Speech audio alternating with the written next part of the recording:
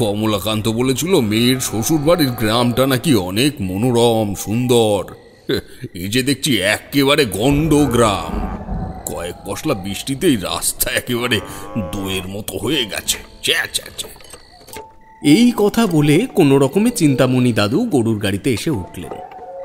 Nabla নিজের জায়গা ছেড়ে একটু হরিশের দিকে ঘেঁষে গিয়ে তাকে ভালো করে বসবার জায়গা করে দিল। আমাদের গ্রামে ফিরতে এখানের থেকে সময় লেগে যাবে প্রায় ঘন্টা দুয়েক। খানিক আগেই মিনিট 15 জন্য একটা পাতলা বৃষ্টি হয়ে গেছে, তবে এটুকুতেই যে এই গ্রামের পথঘাটের এমন অবস্থা হয়ে যাবে তা আমরা কেউ আন্দাজ করতে পারিনি। মোট 5টা গরুর গাড়িতে করে আমরা 25 লোক এসেছি পাড়ার কমলাকান্ত জেঠুর মেয়ে ঝিমলির বিয়েতে। প্রথমত খাওয়া দাওয়াও তেমন জুৎসই হয়নি, তার উপর এই দুর্গম অবস্থা। সৌজন্যতা বজায় রাখতে রাখতে আমরা ক্লাবের ছেলেপুলে একেবারে শেষ বৈঠকে খেতে বসেছিল, কাজেই আমাদের জায়গা হয়েছে একেবারে শেষের গাড়িটায়। চিন্তামণি দাদু খাঁটি গল্প বলিয়ে লোক, সে কারণে ছেলে পক্ষের সঙ্গে নানা বিষয়ের কথা বলতে বলতে একেবারে জমিয়ে বসেছিলেন। কাজেই কাকতালীয়ভাবে তিনিও খেতে বসলেন আমাদের সঙ্গে। অতএব শেষ গরুর গাড়ির যাত্রী হিসেবে রয়ে গেলুম আমি, হরিশ, ন্যাপলা, জগদীশ এবং দাদু। আর বলাই বাহুল্য আমাদের সারথি শ্যামচরণ। চিন্তা দাদুর গজগজানি অনেকক্ষণ চলল গাড়ি বাড়ির দিকে গড়ানোর পরেও। একসময় তিনি হঠাৎ বললেন, এক সময় এমন জায়গা খুঁজে বের করবার জন্য হিমশিম খেয়েছি, এখনো এমন গন্ডগ্রাম রয়েছে ভাবাই যায় না। এই কথা শুনে ন্যাপলা বলল, আচ্ছা দাদু, এমন জায়গা একসময় খুঁজে বেড়াতে এই কথাটা কেন বললে? এই কথার উত্তরে চিন্তা দাদু বললে, আমি যে এক সময় ছায়া ছবিতে কাজ করেছি তা কি তোরা জানিস নে? তা জানি না বলাটা ভুল হবে, ওই বাবা কাকার মুখে শুনেছি তোমার ব্যাপারে মাঝে মাঝে। চিন্তা দাদুর চোখে মুখে যেন অসন্তুষ্টির ছোঁয়া লাগলো কিছু মুহূর্তের জন্য। পরক্ষণেই ঠোঁটের কোণায় একটা ম্লান হাসি জড়িয়ে নিয়ে হতাশার নিঃশ্বাস ছেড়ে সে বললে, ভুল বলিসনি তোরা, মন্দও বলিসনি। চিন্তা দাদু এখন বুড়ো হয়েছে, তার সাথে তার কর্মজীবন এবং বিচিত্র অভিজ্ঞতাগুলোও বয়স্ক হয়েছে। তবে আজ এই সময়ে যে ঘটনার কথা আমার মনে আসছে তা আমার কাছে কখনো পুরনো হবে না।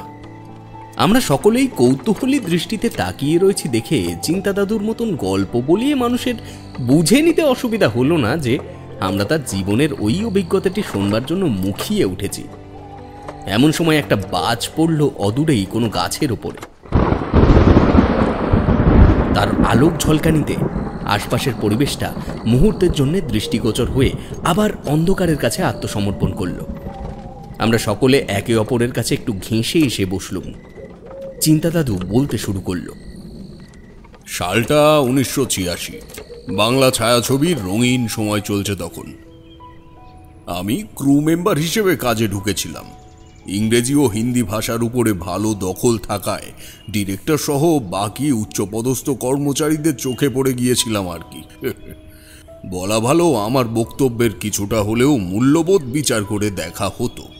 তো এমন সময় চলাকালীন একদিন একটা কাজ পেয়ে গেলাম তখনকার সময়ের নাম করা এক প্রযোজক ভীমকর শর্মার কাছের থেকে। আমায় পাঠানো হলো পুরুলিয়ার বেলফুলি নামক একটি এস্টেটের বাংলো বাড়িতে জয়কুমার সান্যালের কাছে। জয়কুমার সান্যালকে ও অঞ্চলের সকলে এক নামে চেনে, ধনকুবের বলা চলে। সেও মস্ত বড় নায়ক ছিল বুঝি দাদু? ন্যাপলা বলে উঠল কাহিনীর ফাঁকে। চিন্তা দাদু না বাচক মাথা নেড়ে বললে, আরে না না, সান্যাল বাবুর সিনেমার সঙ্গে কোনো যোগসূত্র ছিল না। আমায় পুরুলিয়ায় তার কাছে পাঠানো হয়েছিল একটি জরুরি কাজে। প্রযোজক ভীমকুমার শর্মার বন্ধু ছিলেন এই সান্যাল বাবু, এবং তার মাধ্যমেই প্রযোজক মশাই জানতে পেরেছিলেন যে ওই বেলফুলি গ্রামেই নাকি বহু বছর পুরনো একটা পরিত্যক্ত বাড়ি আছে। তো সেই বাড়িটা দেখে আসার জন্যই আমি গিয়েছিলাম। কোনো এক হিন্দি ভূতের সিনেমার ছবির জন্য নাকি এমন একটা জায়গার প্রয়োজন, সে কারণেই সার্ভে করতে যাওয়া। তো তখন এরকমই বৃষ্টির সময়, মাসটা শ্রাবণ মনে আছে, তবে তারিখটা ঠিক খেয়াল আসছে না। সান্যাল বাবুর বাড়িতে পৌঁছে গিয়েছি সকাল সকাল।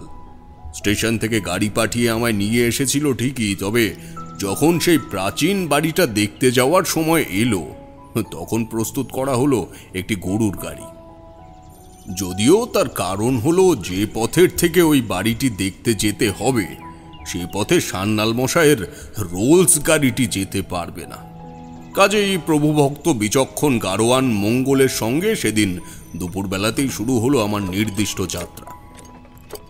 ঘন জঙ্গলের ভেতর থেকে ভঙ্গুর চড়াই উতরাই মাটির পথ পেরিয়ে প্রায় ঘণ্টাখানেক অতিক্রম করবার পর প্রাচীন নিবিড় অরণ্যানীর মাঝ থেকে যেন কাকতালীয়ভাবে আবিষ্কার করলাম একটা দোমহলা আগাছা ও শ্যাওলায় মোড়া হাবেলি প্যাটার্নের বাড়িকে। জায়গাটিকে ভয়ঙ্কর সুন্দর উপমা দিলে ভুল হবে না। আমি অবাক হয়ে সেদিকে তাকিয়েছিলাম, বোধহয় হারিয়েও গিয়েছিলাম কোনো এক রূপকথার দুনিয়ায়। মঙ্গলের কথায় হুঁশ ফিরল। এই নিন আপনার বাংলো বাড়ি। একেবারে স্তম্ভিত হয়ে গরুর গাড়ি থেকে নামলাম। দু একবার চোখ রোগড়ে মনের জড়তা কাটালাম, কিন্তু না, সত্যি যে অপরূপ দৃশ্যের সামনে আমি দাঁড়িয়ে আছি তা ভাষায় প্রকাশ করা সম্ভব নয়। খানিকটা এগিয়ে যেতেই বুঝলাম বাড়িটার চারিদিকে পাঁচিল ছিল, যা হয়তো পরবর্তীকালে ভেঙে মানুষের বসার জায়গায় পরিণত হয়েছে। কিন্তু যে স্থানে কোনো মানুষ আসে না শুনেছি, সেখানে এই শ্যাওলা জমা বড় বড় সিমেন্টের চাঁইগুলোর উপরে বসার ছাপ এলো কোথা থেকে? তা শুধু এক জায়গায় নয়, আশেপাশের প্রায় প্রতিটি খণ্ডেই নির্দিষ্ট দূরত্বে 3টি মানুষের বসার ছাপ। সেদিকে তাকিয়েই মঙ্গলকে জিজ্ঞেস করলাম, আচ্ছা মঙ্গল, এখানে তো মনে হচ্ছে প্রায় মানুষজন আসে, এদিকে তুমি বললে এখানে লোকজন আসে না? প্রশ্নটা করলাম ঠিকই, উত্তর বেশ খানিকক্ষণ না পেয়ে পেছন ঘুরে দেখি মঙ্গল গাড়ির থেকেই নামেনি, সে গাড়ির কাছেই দাঁড়িয়ে আছে। আমি ভেবেছিলাম সে হয়তো আমার সঙ্গে সঙ্গেই আসছে, তবে না, ও আমার পেছনে আসেনি। আমি পাঁচিল পেরিয়ে মূল বাড়িটির দিকে এগিয়ে গেলাম। তবে যত এগোচ্ছি ততই এখানে মানুষের উপস্থিতির প্রমাণ বাড়ছে। বাড়িটির প্রশস্ত প্রাঙ্গণে কিছু একটা আঁকিবুকি করা ছিল, যা এখন প্রায় ম্লান হয়ে গেছে। এভাবে সেদিকে তাকিয়ে আছি, এমন সময় হাতের উপরে এক ফোঁটা জল পড়ল। ওপরের দিকে তাকিয়ে দেখি আমার অবচেতনের মধ্যেই আকাশ কখন হঠাৎ ভারী হয়ে এসেছে। তখনই মঙ্গলের ডাক শুনতে পেলাম, বাবু তাড়াতাড়ি চলে আসেন না, নাহলে বৃষ্টি চলে আসবে এখনই। আমি ওর কথার বিরুদ্ধে গেলাম না।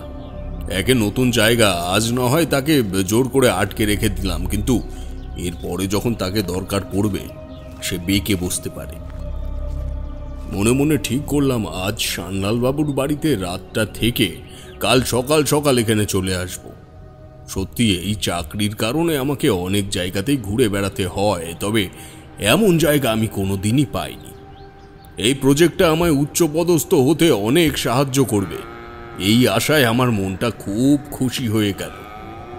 দৌড়ে গাড়িতে ফিরে এসে ছোয়ের মধ্যে ঢুকলাম আমি। মুহূর্তেই বৃষ্টি এলো মুষল ধারায়। মঙ্গলকে বললাম, আচ্ছা তোমার এখন গাড়ি চালানোর দরকার নেই, ভেতরে ঢুকে এসো, একটু বৃষ্টি কমলে তারপর যাওয়া যাবে। না বাবু, আমরা গ্রামের মানুষ, বৃষ্টিতে ভেজা আমাদের ছোট থেকেই অভ্যাস, আর তাছাড়া এখানে এরপরে থাকাটা ঠিক হবে না। এই গাড়ি চলতে শুরু করলো। ছোয়ের ভেতরে বসে একটা সিগারেট জেলে আমি বাইরের দুর্যোগ দেখতে দেখতে চলতে থাকলাম। এই ঠিক আজকের মতো, মনের ভুল কিনা জানি না, নদীর বাঁকের মুখে যে জায়গাটা থেকে বাংলো বাড়িটি শেষ দেখতে পেলাম, মনে হলো এই তীব্র বৃষ্টিপাত উপেক্ষা করে এক দম্পতি ওই পাঁচিলের ধ্বংসস্তূপের উপরে বসে আছে। তৎক্ষণাৎ এক বিদ্যুৎ ঝলকানিতে আমার ধারণা মিথ্যে প্রমাণিত হলো।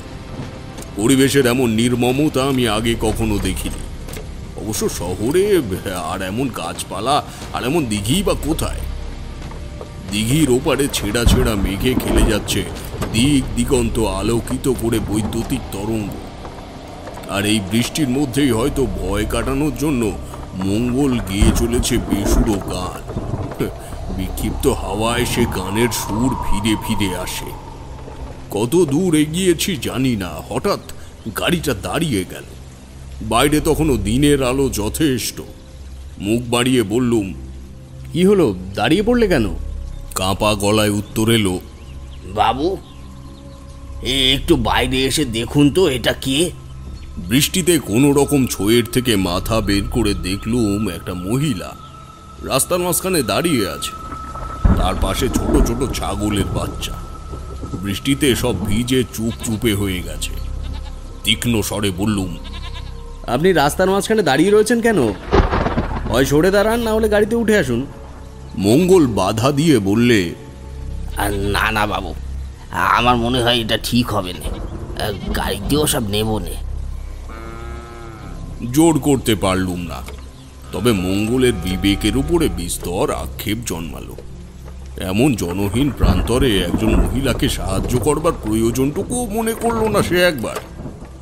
যখন ওই জায়গাটা পার করে এগিয়ে চলেছে আমাদের গরুর গাড়ি, তখন দেখলাম বউটি এক দৃষ্টিতে আমাদের গাড়ির দিকে মাথাটা ঈষৎ ঝুঁকিয়ে তাকিয়ে রয়েছে। কি যেন বোঝার চেষ্টা করছে সে। গ্রামের রাস্তায় উঠে আসার পর মঙ্গল বলল, আমাদের এই জঙ্গলে মেসো ভূতের উপদ্রব আছে বাবু। প্রথমে আমিও মেয়েটিকে মানুষ ভেবেছিলাম, পরে ভাবলাম সে নিশ্চয়ই রূপ বদলে আমাদের ক্ষতি করতে চাইছে, তাই তাড়াতাড়ি চলে এলাম। রাম রাম রাম, কি যে একটা অনার সৃষ্টি হতে যাচ্ছিল আজকে, বেঁচে গেছি। প্রত্যুত্তরে আমি কেবল মৃদু হাসলাম। চেয়েছিলাম মনের ভাবটা উজাড় করে দিই মঙ্গলের ওপরে, তবে তা করলে অভদ্রতা হবে। উপরন্তু আমায় তো আবার যেতে হবে ওই বাড়িটা ভালো করে দেখতে কালকেই। তখন যদি মঙ্গল ব্যাগরা দেয়। সান্যালবাবুর বাংলো বাড়িতে পৌঁছতে পৌঁছতে বৃষ্টিটাও অনেকটা কমে এলো। মঙ্গল দ্রুত হাতে গরু দুটোকে মুক্ত করে দিলে গরু দুটো দৌড়ে গোয়াল ঘরে চলে গেল। বারান্দায় একটা বড় পেতলের হুঁকোর পাশে একটা হ্যারিকেন মুলায়েম আলো ছড়াচ্ছে। গোয়াল ঘরের শব্দ শুনতেই সান্যালবাবু চোখ ডলতে ডলতে বেরিয়ে এলেন। বললেন, আপনি আগে স্নান সেরে নিন, তারপর সব কথা শুনব। এই মঙ্গল, বাবা মঙ্গল, এই ওনাকে একটু স্নান ঘর দেখিয়ে দে তো। ভদ্রলোক যে অত্যন্ত শৌখিন তাতে কোনো সন্দেহ নেই। অতিথির স্নান করার জন্য আগে থেকেই একটা বড় পাত্রে গরম জল করে রেখে দিয়েছেন। উষ্ণ গরম জলে তৃপ্তি ভরে স্নান করে একটা পাট করা নতুন ধুতি পরে বারান্দায় এসে বসলুম। সান্যালবাবু এলেন, সঙ্গে একজন চাকর 2 পেয়ালা গরম চা নিয়ে এলো। বাইরের বৃষ্টিটা না কমলেও একটু ধরে এসেছে তখন। চাকর চায়ের কাপ দুটো আমাদের সামনে একটা টেবিলের উপরে রেখে চলে গেল। সান্যালবাবু বললেন, এইবার বল, জায়গাটা কেমন দেখলেন? ভালো করে আর দেখতে পেলাম কই। ওই বাংলো বাড়িটার ভাঙা পাঁচিলগুলোর সামনে যেতেই মুষলধারে বৃষ্টি এলো। কাল সকাল সকাল আরেকবার যেতে হবে আমায়। ভদ্রলোক চায়ে একটা চুমুক দিয়ে আমাকে বললেন, সন্ধ্যার পর নানা ধরনের কাণ্ড কারখানা হয় ওখানে, এমনটা জেলেদের মুখে শুনেছি। এবার আমি একটু ইঙ্গিতের সুরে বললাম, হ্যাঁ, মঙ্গলও হয়তো তেমন কিছু বলছিল, তবে আমার মনে হয় এমন নীরব নির্জন জায়গায় নানা রকমের অপবাদ ছড়িয়ে থাকাটা অসম্ভব নয়। মানুষজনের যাতায়াত বা কাজবাজ শুরু হয়ে গেলে সব কিছুই স্বাভাবিক হয়ে যাবে আশা করি। সান্যালবাবু চায়ের পেয়ালা শেষ করে বললেন, হ্যাঁ, তা তো বটেই। আসলে আমি তো এখানে বেশি থাকি না, ওই মঙ্গল আছে আর একটা কেয়ারটেকার আছে, তারাই বেশি দেখাশোনা করে। এই বাড়িটা কিনে রেখেছি মাঝে মাঝে হাওয়া বদলে আসার জন্য। শর্মার সঙ্গে কথায় কথায় এখানকার কথা ওঠে আর আমি তাকে আসতে বলি, কিন্তু দেখো সে এত ব্যস্ত, নিজে না এসে তোমায় পাঠিয়ে দিল। সে যাই হোক, কোনো অসুবিধা নেই। তোমাদের শুটিং যদি এখানে হয় তাহলে আমার গোটা বাড়িটাই তোমরা ব্যবহার করতে পারবে, এদিক থেকে নিশ্চিন্ত থাকো। আমি একটু স্বস্তি পেলাম ওনার মুখে এই কথাটা শুনে।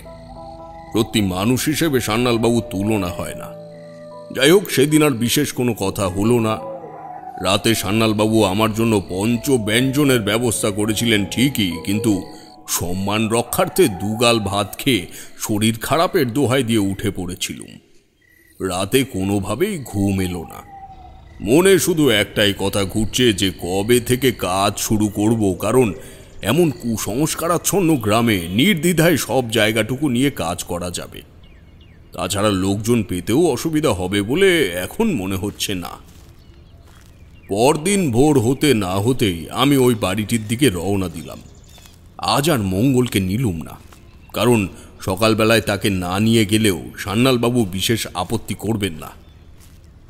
রাস্তা চিনতে কোনো অসুবিধা হলো না আমার। এই বেলফুলি থেকে একটাই পথ গেছে বাড়িটির দিকে। পথে যেতে যেতে হঠাৎ দেখা হয়ে গেল একজন অপরিচিত ব্যক্তির সঙ্গে। শীর্ণ দেহ, শ্যামবর্ণ, পরনে একটা অপরিচ্ছন্ন ফতুয়া, মাথায় গামছা বাঁধা।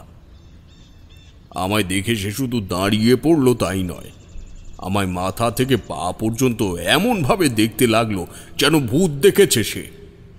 আমি একটু বাড়তি কৌতূহল নিয়ে তাকে বললুম, আমায় কিছু বলবে? মানুষটির বয়স খুব বেশি হবে না আমার থেকে, তাই তুমি বলে সম্বোধন করলুম তাকে। সে খানিক আমার দিকে এগিয়ে এসে বললে, না, তেমন কিছু নয়, তবে এই জঙ্গলের দিকে যাচ্ছেন ভেবেই মনে একটু ভয় হলো যে আপনি মানুষ কিনা। ছেলেটির করুণ মুখ দেখে এবং তার কথা শুনে আর হাসি চেপে রাখতে পারলুম না। বললুম, আরে কি মুশকিল, আমি কি ভূত নাকি? তাছাড়া ভূত কি এমন পরিচ্ছন্ন জামা কাপড় পরে জঙ্গল দিয়ে ঘুরে বেড়ায়? হ্যাঁ? আমার রসিকতায় ছেলেটির অভিব্যক্তির কিন্তু কোনো রকম পরিবর্তন হলো না। সে একই রকম শুকনো মুখে বলল, আমি দেখেছি বাবু, আমার মা রোজই এই জঙ্গলে ছাগল চড়াতে আসি। এরকম অনেক কিছু এখানে দেখেছি। কি দেখেছো? এই জঙ্গলের কোনো একটা জায়গায় শুনেছি 19 জনের লাশ পুঁতে রাখা হয়েছিল বছর 2 আগে। রামু সর্দার নামের এক ভয়ঙ্কর ডাকাত থাকতো এই জঙ্গলে। নদীর ওপার থেকে এক নৌকা ভরে লোক আসছিল এই বেলফুলি গ্রামে। সে সময় ওই রামু এই জঙ্গলের মাঝেই তাদের খুন করে সমস্ত গয়না গাঁটি, টাকা পয়সা নিয়ে পালিয়ে যায় এবং প্রত্যেকটি মৃতদেহ রাতারাতি পুঁতে দেওয়া হয় এই জঙ্গলের কোথাও। তারপর থেকে এই জায়গার অপবাদ আছে বাবু। আপনি এখানে কেন এসেছেন? বিস্ময়ে ও বিচার বুদ্ধির তর্কে বিতর্কে আমি একটু অপ্রস্তুত হয়ে পড়েছিলাম। বললুম, আসলে ওই সামনের দিকটায় যে বাগান বাড়িটা আছে না, সেখানে আমরা শুটিং করব বলে ঠিক করেছি। আমি জায়গাটা একটু ভালোভাবে দেখে চলে যাব, হয়তো কালকের মধ্যেই কলকাতায় ফিরব। আমার কথা শোনা মাত্রই ছেলেটি ভ্রুকুটি করে আমায় একটি অবাক করা প্রশ্ন করল। আপনি কি শ্যান্যাল বাবুর বাড়িতে এসেছেন? হ্যাঁ, তুমি কিভাবে জানলে? আপনি ফিরে যান বাবু, আপনি ফিরে যান। এখানে কাজ করতে পারবেন না আপনারা। এখানে আপনাদের আগেও একদল মানুষ এসেছিল সিনেমা বানাবে বলে, তারা পারেনি, আপনারাও পারবেন না। তাছাড়া ওই শ্যান্যাল বাবু তো সবটাই জানে। সে আপনাকে বলেনি কিছু? কই না তো, তিনি তো আমায় এসব কিছু বলেননি। এমনকি আমার কাজের ওখানেও এই বিষয়ে কোনো রকম তথ্য নেই। হঠাৎ মনে হলো আমি যেন এই অপরিচিত লোকটির কথায় একটু বেশি নরম হয়ে পড়ছি। সে যেন আমায় আমার উদ্দেশ্য থেকে বিঘ্নিত করবার চেষ্টা করছে। গ্রামগঞ্জের মানুষজন নিজেরাই তো গেঁয়ো ভূত নামে পরিচিত। তাদের মতো কারোর কথা শুনে আমি এখান থেকে ফিরে যাব? সান্যাল বাবু যদি কিছু জেনেই থাকে তবে সেটা বাড়িতে ফিরে গিয়ে আলোচনা করা যাবে। আমি গলা ভারী করে আগন্তুককে বললাম, আচ্ছা, সেসব নয় পরে দেখা যাবে, তুমি তোমার কাজে যাও, আমিও এগোই। আচ্ছা, তোমার নামটা কি? ছেলেটি ইতিমধ্যে তার দৃষ্টি নিচের দিকে নামিয়ে নিয়েছে, হয়তো আমার প্রত্যয়ী কণ্ঠস্বরে। ওভাবেই সে নিচু গলায় জবাব দিল, আগে দিনু বাবু। আমি আর কোনো কথা না বাড়িয়ে আবার হাঁটা শুরু করলুম আমার গন্তব্যের উদ্দেশ্যে। দিনু এক অজ্ঞাত ভয়ের ব্যাপারে সাবধান করলো ঠিকই, কিন্তু ভয় আমাকে কোনোভাবেই সাবধান করতে পারেনি সেদিন। তাছাড়া আমি নিজে একজন বিজ্ঞানের ছাত্র হয়ে এসব গেঁয়ো প্রবাদে কান দেব, এ আমার বড্ড স্বার্থে বেঁধেছিল। জঙ্গল পার করে কিছুটা গেলেই তার গা লাগোয়া একটা লম্বা জলাশয় পড়ে। সেই জলাশয়ের পার বরাবর ওই ঘাস বনের ওপর থেকে হাঁটা শুরু করলাম। গতকালের গরুর গাড়ির চাকায় গেঁথে যাওয়া মাটির চিহ্নগুলি আমার পথ প্রদর্শক হলো। কিন্তু আজ শুধু ঘাস নয়, প্রবল বৃষ্টিতে হাঁটু সমান ঘাসের মধ্যে আজ গোড়ালি ডুবানো জল হয়েছে। হাবেলি বাড়ির সামনে পৌঁছে দেখি সেখানেও ইতস্তত নিচু জায়গাগুলোয় জল জমে আছে, কিন্তু আজ পরিবেশটা গতকালের মতো নয়। চারিদিকটা কেমন যেন থমথমে হয়ে আছে। গ্রামের এই দিকটাতে মানুষের সাথে সাথে কোনো পশু পাখিও আসে না, তার প্রমাণ পেলাম বাড়িটা সদর দরজার সামনে পৌঁছে। দেখলাম এদিক ওদিক অনেকগুলো মৃত ইঁদুর পড়ে রয়েছে ভেতরের ঘরে। সাধারণত পাখি বা সাপের উপস্থিতি এখানে থাকলে এমন দৃশ্য দেখা যেত না, তারা খেয়ে নিত। কোনো রকমে পাশ কাটিয়ে ভেতরে যেতেই আমি একটা নতুন জিনিস আবিষ্কার করলাম। বাংলো বাড়িটি দোতলা, কিন্তু অবাক করা ব্যাপার হলো ওপরের তলায় যাওয়ার কোনো সিঁড়ি নেই। আমি মিনিট 15 ধরে খুঁজলাম, কিন্তু পেলুম না। নিচে মোট 4টি ঘর, কিন্তু তার কোনোটাতেই কোনো দরজা জানলা নেই। দেখে মনে হয় অত্যন্ত যত্নে কেউ বা কারা এগুলোকে ভেঙে দিয়েছে। প্রথম ও দ্বিতীয় ঘরটাতে অজস্র মরা ইঁদুর ছাড়া আর কিছুই পেলাম না। তৃতীয় ঘরটায় ঢুকে আমার কেমন যেন একটা অস্বস্তি শুরু হলো। কেন জানি না মনে হলো আমার পাশে কেউ একজন দাঁড়িয়ে আছে এবং তার উচ্চতা আমার বুক পর্যন্ত। প্রথমে মনের ভুল মনে করলেও পরে একটা ঝুনঝুনির শব্দে পেছনে ঘুরতেই দেখি একটি 7-8 বছরের বাচ্চা ছেলে হাসি মুখে আমার দিকে তাকিয়ে আছে। মনের অস্বাভাবিকতাটা কাটার আগেই একটা কণ্ঠ শুনতে পেলাম, বাবা আয় আয়, দেখছিস না কত দেরি হয়ে গেছে, এরপরে সবাইকে খেতে দিতে অনেক বেলা হয়ে যাবে তো। আমার বিচার বুদ্ধি হঠাৎ যেন লুপ্ত হয়েছে। এই বাড়িতে লোকজন আছে সে কথা তো আমায় কেউ বলেনি। ওই যে একটা ফুটফুটে বাচ্চা আমায় হাতের ইশারায় ডাকলো, একেবারে স্বাভাবিক সেই ডাক। তার রূপ ও পোশাকে কোনো রকম অপ্রাকৃতিক ছোঁয়া নেই। আমি নিজের এই জড়তাকে আর প্রশ্রয় দিতে চাইলাম না। তাছাড়া যা দেখছি সবই তো দিনের আলোয়, হয়তো একেবারেই স্বাভাবিক এই পারিবারিক উপস্থিতি। গ্রামের কেউ এদিকে আসে না, তাই জানে না। আমি বাচ্চা ছেলেটির পিছু নিলাম। সে 2টি ঘর পেরিয়ে চতুর্থ ঘরটির সামনে গিয়ে দাঁড়িয়ে পড়ল। দ্রুত পায়ে হেঁটে ঘরটির দরজার সামনে গেলুম। ভেতরে দাঁড়িয়ে থাকা লোকটি আমায় দেখে চমকে উঠল, তারপর হাত জোড় করে বলল, নমস্কার, আমি রাজেন্দ্র, কিন্তু আপনাকে তো ঠিক চিনতে পারলাম না। আমার চোখের অস্থিরতাটা বোধহয় লোকটি আঁচ করতে পারল। হাসি মুখে বলল, আপনি হয়তো ভাবছেন এই বাড়িতে মানুষ থাকার কথা নয়, তাহলে আমরা এলাম কোথা থেকে, কি তাই তো? প্রশ্নটা শুনে আমি একটু লজ্জায় পড়ে গেলাম। আসলে আসবার পথে ওই দিনু নামের ছেলেটি এমনভাবে ব্রেন ওয়াশ করেছে যে আমিও বিচার বুদ্ধিহীন হয়ে পড়েছি। অপ্রস্তুতভাবে বললাম, না না, ঠিক তা নয়। এত বড় পরিত্যক্ত বাড়িতে বাইরে থেকে বোঝা যায় না ভেতরে কেউ আছে কি না। তাছাড়া দরজা নেই, ভেতরটাও অপরিষ্কার, তাই বুঝতে পারিনি। ভদ্রলোক ততক্ষণে বাচ্চা ছেলেটির চুল আঁচড়াতে শুরু করেছে। আমার কথা শুনে বললে, আপনি ঠিকই বলেছেন, নিচটার যা অবস্থা তাতে এই বাড়িটাকে বাসযোগ্য মনে হয় না। কিন্তু আমরা থাকি ওই ওপরে। এই কদিন ওপরে কিছু কাজ চলছে, তাই কোনো মতে নিচের তলায় ব্যবহার করছি আর কি। কতদিন আছেন এখানে? লোকটি উত্তর দিল না। এক হাত দিয়ে বাচ্চা ছেলেটির হাত ধরে অন্য হাতে 2টো বাজারের থলে নিল, তারপর বলল, হ্যাঁ চলুন না, বাজারে যেতে যেতে কথা বলি। আমি সবিনয়ে বললুম, দুঃখিত, আসলে আমি এখানে এসেছি স্পট সার্ভে করতে। বাংলা ছবিতে টুকটাক কিছু কাজবাজ করি আর কি। কয়েকটা জায়গা ভালো করে দেখে আমি আজই কলকাতায় ফিরব। সে কি, আপনিও স্পট সার্ভে করেন? আমিও তো মশাই এখানে সেই কাজেই এসেছিলাম। যাক গিয়ে সেসব কথা, তাহলে তো আমার সঙ্গে আপনাকে যেতেই হচ্ছে। চলুন, আপনাকে সব দেখাতে দেখাতেই নিয়ে যাই। কথাটা শুনে আমি একটু অবাক হলাম প্রথম। তবে দিনু ছেলেটি আসার সময় বলেছিল যে এখানে এর আগেও শুটিং হয়েছে, তাই বিস্ময়বোধটাকে কিছুটা হলেও স্থিমিত করতে পারলুম। আবার মাথাটা ভারী হয়ে এলো আমার। প্রশ্ন করলুম, আচ্ছা, আপনি কতদিন আগে এখানে এসেছেন? আরে চলুন না মশাই আমার সাথে, যেতে যেতে আমি সব বলছি। এখানে একা থাকার দরকার নেই। কখন কোন গ্রামবাসী দেখে কি রটিয়ে ফেলে। একবার তো এই জায়গাটা ভেঙে ফেলার উদ্যোগ নিয়েছিল সবাই। আপনি বলুন, এত সুন্দর একটা জায়গা ভেঙে ফেলা কি উচিত? কথাটা শুনে সত্যি খারাপ লাগলো আমার।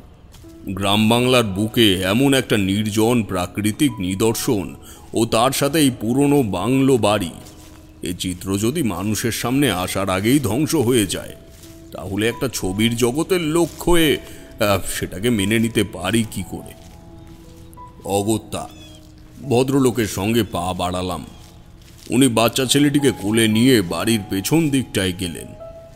এই দিকটাতে আমি এই প্রথমবার আসছি, তাই একটু চারিদিক দেখতে দেখতে এগোচ্ছিলাম। যা নতুন চোখে পড়ল তা হলো দেয়ালের গায়ে কাঁপা হাতে আঁকিবুকি করা মানুষের অবয়ব। ছবির মান অনুযায়ী বোঝাই যায় এই কাজ ওই বাচ্চা ছেলেটিরই হবে।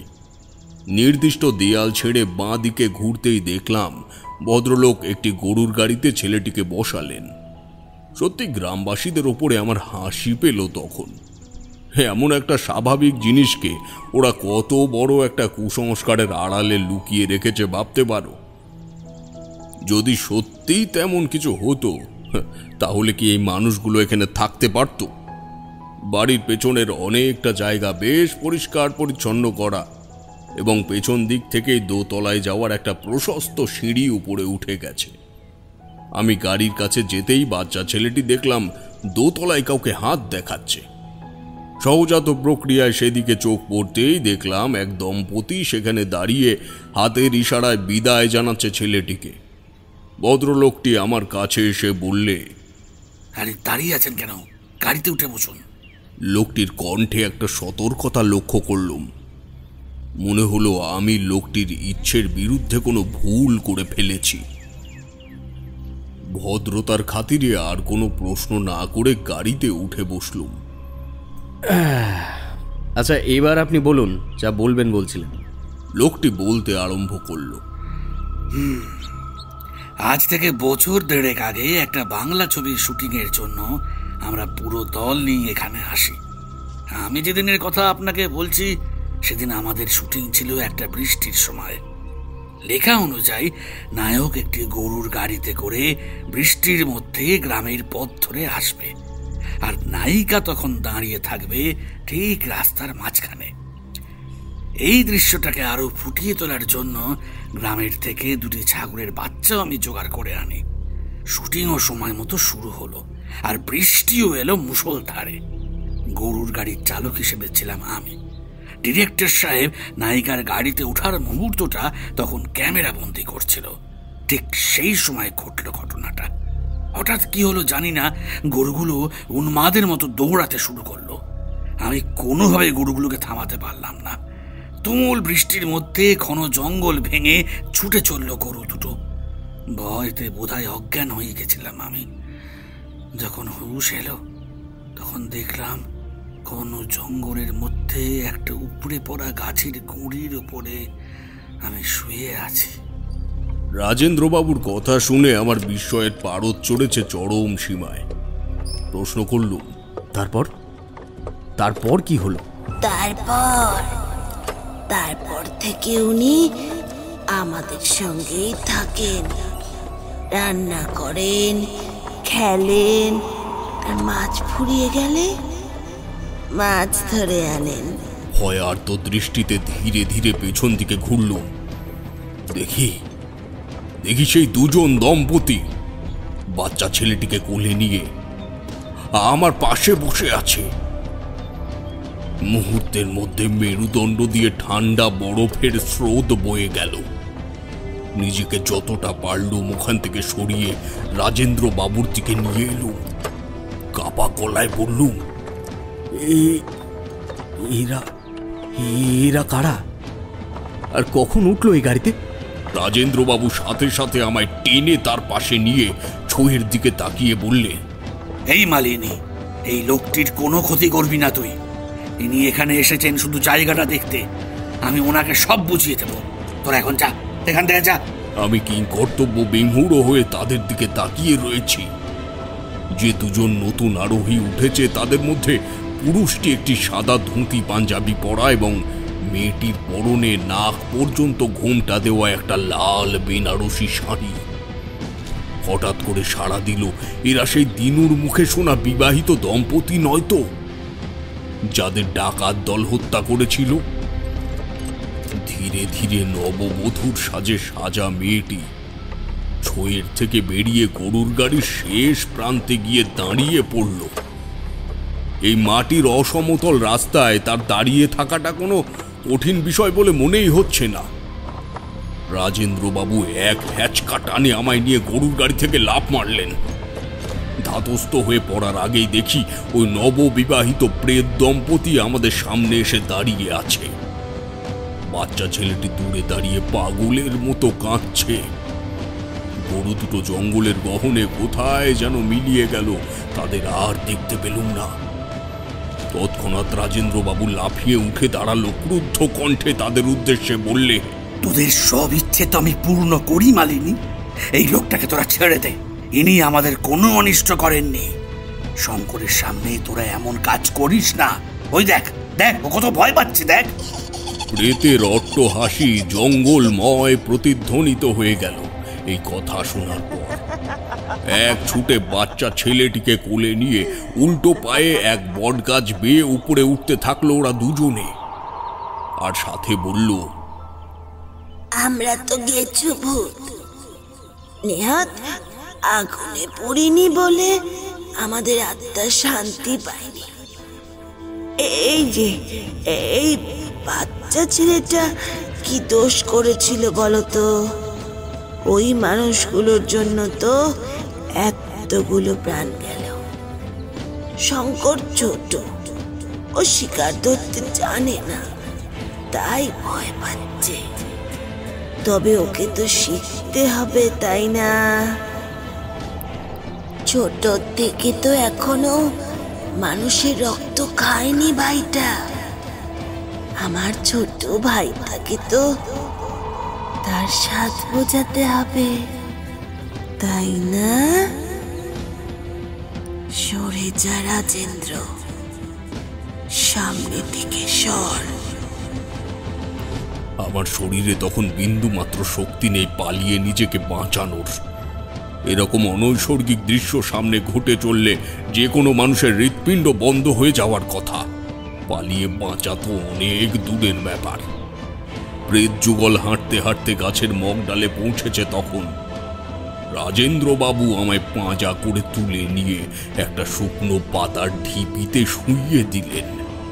তারপর চিৎকার করে বললে, এই নে তোদের শিকার, যেমন ভাবে খুশি একে ছিঁড়ে খেয়ে নে। এই পাতাগুলো তোদের বিশ্রাম নেওয়ার জন্য এক জায়গায় করে রেখেছিলাম আমি। এখানে খেয়ে দিয়ে একটু বিশ্রাম নিয়ে নে তোরা।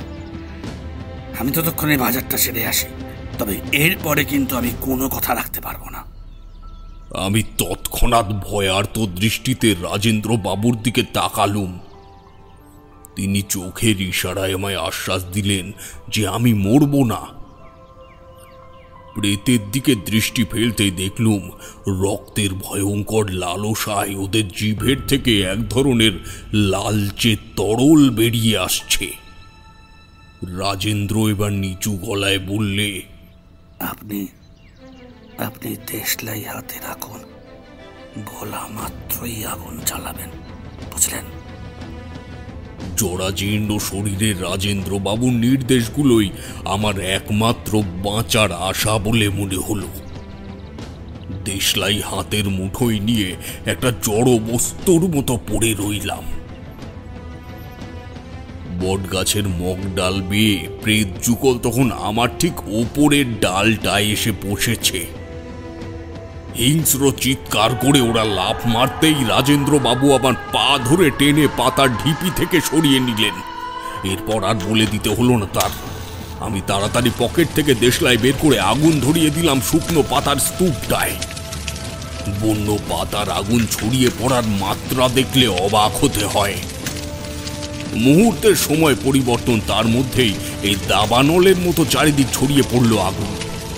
প্রেতের অপার্থিব চিৎকার আর শরীর ঝলসে যাওয়ার তাপ সব মিলেমিশে কিছুক্ষণের জন্য আমি নিজের অস্তিত্বের প্রমাণ হারিয়ে ফেললাম। ভোর কাটল মঙ্গলের ডাকে। বাবু, ও বাবু, আপনি এখানে একা কি করছেন? চলে আসুন বাবু, চলে আসুন। ও কিসের আগুন ধরিয়েছেন বাবু? আমি ছুট লাগালাম মঙ্গলকে লক্ষ্য করে। চোখের সামনের দৃশ্য কেমন যেন অন্ধকারাচ্ছন্ন হয়ে আসছিল ধীরে ধীরে। দৌড়তে দৌড়তে কখন জ্ঞান হারিয়েছি জানি না। জ্ঞান যখন ফিরে পেলুম তখন গভীর রাত। একটা মাটির বাড়িতে বারান্দায় পাতা চাটায়ের ওপরে আমি শুয়ে আছি। মঙ্গল এবং একটি অপরিচিত স্ত্রীলোক আমার মাথার কাছে বসেছিল। আমায় নড়তে দেখেই বোধহয় মঙ্গল বলল, বাবু উঠবেন না, আপনার মাথায় চোট লেগেছে ভালোই। মাথায় হাত দিয়ে দেখলুম সেখানে কাপড়ের পট্টি বাঁধা রয়েছে। বললুম, রাজেন্দ্রবাবু কোথায়? উনি এসেছেন কি? মঙ্গলের কথায় অবাক হলাম। সে বললে, রাজেন্দ্র বাবু আর কোথায়? সে তো মারা গেছে আজ থেকে প্রায় 1.5 বছর আগে। আমি নিজে তার মৃতদেহ ও বাড়ির আগের বড় জলাশয়টা আছে না, সেখান থেকে তুলিছি বাবু। এর আগে যে সকল মানুষ শুটিং করতে এসেছিল তাদের মধ্যে ছিলেন রাজেন্দ্র বাবু। আপনি তাকে কোথায় দেখলেন? আর জঙ্গলে কি পোড়াচ্ছিলেন বাবু? আমি অসুস্থ অবস্থাতেই তাকে সবটা জানালাম। আমার সাথে কি কি হয়েছে তখনও পর্যন্ত। সমস্তটা শুনে মঙ্গল বললে, আমি প্রথম দিনই আপনাকে বলবো ভেবেছিলাম, কিন্তু সান্যাল বাবু টাকা দিয়ে আমাদের মুখ বন্ধ করিয়ে রেখেছেন বাবু। এমনকি প্রাণের ভয়ও দেখিয়েছেন বহুবার। আপনাকে সত্যি কথা বলছি বাবু, যে ডাকাত দল ও জঙ্গলে অতগুলি প্রাণকে হত্যা করিছে তার সঙ্গে সান্যাল বাবুর যোগাযোগ ছিল। কেউ না জানলেও আমরা যারা কাজ করতাম ও বাড়িতে তারা জানতাম এই বিষয়টা। ডাকাত সর্দার রামু মাঝে মাঝেই আসতো ওই বাড়িতে। একদিন রাত্রিবেলায় আমি সেদিন কর্তার বাড়িতেই ছিলুম। তার ঘরের বাইরে শুয়েছিলুম একটা চাটাই পেতে। ভেতরের থেকে সান্যাল বাবুর কথা শুনতে পেলুম, মালতী, তুই আবার আবার এসেছিস? এই কতবার বলবো? হ্যাঁ, এই ডাকাতির সঙ্গে আমার কোনো যোগাযোগ নেই। হ্যাঁ, আর আমায় মেরে দিলে তোদের খাবার জোগাবে কে? হ্যাঁ হ্যাঁ, এর আগেও একদল লোক এনেছে ওই বাড়িতে। আমায় সময় দে, আবার নিয়ে আসবো। যা যা যা যা, এখন যা যা যা এখান থেকে। এরপরে একদিন আমায় দিয়ে সান্যাল বাবু ওই মালতীর ভাই, যে মেয়েটি মারা গেছে, তার ভাই দিনুকে ডাক করিয়ে আনলো তার বাড়িতে। কি নাম বললে? দিনু? রোগা কালো লম্বাটে একটা ছেলে? হ্যাঁ বাবু, আপনি তাকেও দেখেছেন নাকি? আচ্ছা, তুমি বলতে থাকো, তারপর আমি বলছি। হুঁ, তো ওই দিন ডেকে সান্যাল বাবু দিনুকে বললেন, এই দিনু, কি ব্যাপার রে? তোর দিদি শ্রাদ্ধ করছিস না কেন? আরে সে তো এবার অতৃপ্ত আত্মা হয়ে ঘুরে বেড়াবে এরপর। আগে কোথার থেকে করবো সান্যাল বাবু? দিদির মৃতদেহই তো খুঁজে পেলাম না। খোঁজার চেষ্টা করেছিস? কি বলবো আর তোকে, যা বাড়ি যা। কথাটা তো ঠিকই বলেছিল দিনু, কি বলেন বাবু? তার 2 দিনের মধ্যেই খবর পেলুম দিনু তার বাড়িতে গলায় দড়ি দিয়ে আত্মহত্যা করিছে। আমরা সকলে গেছিলুম তাকে পোড়াতে। আমার মাথায় আকাশ ভেঙে পড়বার জোগাড়। দিনু মারা গেছে, অর্থাৎ কাল ও বাড়িতে যাওয়ার আগে জঙ্গলে আমার যার সঙ্গে দেখা হলো সে আসলে। তবুও নিজের অপার্থিব কৌতূহলটা প্রকাশ করলুম না, কারণ যে সমস্ত জিনিসের আমি প্রত্যক্ষদর্শী হয়েছি তা বর্ণনা করতে গেলে আমার নিজেরই মানসিক দ্বন্দ্ব আরো বেড়ে উঠবে। মঙ্গল বলল, অবশেষে রাজেন্দ্রবাবু আপনার মাধ্যমে মালতী ও তার বরের দেহ যেখানে পোতা হয়েছিল সে জায়গাটা দেখিয়ে দিয়ে গেল, তাদের অন্তিম সৎকার করিয়ে গেল, যাতে এই জঙ্গলে তাদের জন্য আর কোনো মানুষের প্রাণ না যায়। আর শঙ্কর নামের ওই বাচ্চা ছেলেটি? ওই ছেলেটি কোলবর হিসেবে এসেছিল বাবু ওই নৌকাতে, নতুন জামাইয়ের ভাই। মালতী সেজন্যই তো তাকে ভাই ভাই বলে ডাকছিল আপনার কথা অনুযায়ী। আর কোনো কিছুই আমার বুঝতে বাকি রইল না সে রাতের পর। ওখানে কি হয়েছিল, কিভাবে হয়েছিল, সবটাই এখনো আমার মনের মণিকোঠায় জল জল করছে। পরদিন সকালবেলায় মঙ্গলের বাড়ির থেকে যখন সান্যাল বাবুর বাড়িতে গেলুম আমার ব্যাগপত্র নিয়ে কলকাতায় ফিরে যাওয়ার জন্য, তখন উনি আমার মাথায় পট্টি দেখে অনেক সৌজন্যতা দেখাবার চেষ্টা করেছিলেন, কিন্তু আমার মন ওই ব্যক্তিটির বিরুদ্ধে এতটাই তিক্ত হয়ে গিয়েছিল যে আমার তার শব্দ পর্যন্ত শুনতে ইচ্ছে করছিল না। কোনো রকমে মুখে হাসি রেখে ব্যস্ততার দোহাই দিয়ে ওই বাড়ির থেকে বেরিয়ে প্রথমেই গেলুম বেলফুলির থেকে কাছের শহরের থানায়। ওখানে গিয়ে জানালাম যে বেলফুলির জঙ্গলে হত্যাকাণ্ডের সঙ্গে সান্যালবাবু যোগাযোগ আছে, ওনাকে চাপ দিলে হয়তো হত্যাকারীদের হদিশ পাওয়া যেতে পারে। তারপর সেখানে থেকে চলে এলুম। কলকাতায় ফিরে এসে শর্মাজিকে জানিয়েছিলাম যে ওই জায়গাটি শুটিংয়ের জন্য মোটেই অনুকূল নয়, সেখানে কাজ করা যাবে না। এরপর ওই জীবিকাটাই ছেড়ে দিই, চলে যাই উত্তরবঙ্গে জলপাইগুড়িতে এক জমিদারের খাস নায়েবের চাকরি নিয়ে। খবরের কাগজে সে বিজ্ঞাপন পেয়ে গিয়েছিলাম সেখানে, তবে সেখানেও গিয়ে হতে হলো এক বিচিত্র অভিজ্ঞতার সম্মুখীন। চলে এলাম বাড়িতে, সে না হয় পরে একদিন বলবো তোদের, আর না হয় তোরা ক্লাবে এক জায়গায় হলে শনি রবিবারের দিকে সন্ধ্যেবেলায় আমায় বাড়ির থেকে ডেকে আনিস, আমি চলে আসব।